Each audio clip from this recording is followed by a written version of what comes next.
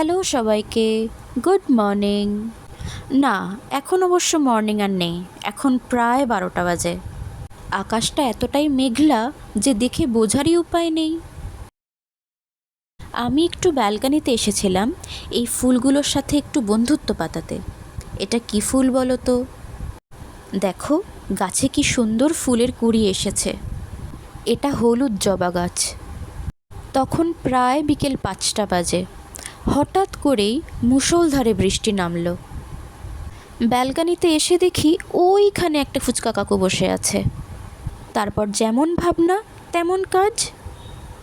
এই বৃষ্টিতে ছাতা মাথায় দিয়ে চলে গেলাম ফুচকা খেতে। শুধুই ফুচকা খাইনি, তার সাথে আবার চুড়মুড়ও নিয়ে এসেছি।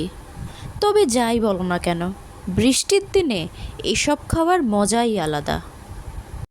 এটা হলো পরের দিন সন্ধ্যাবেলা, আর এই মুহূর্তে আমি একটা ড্রেস কাটিং করছি।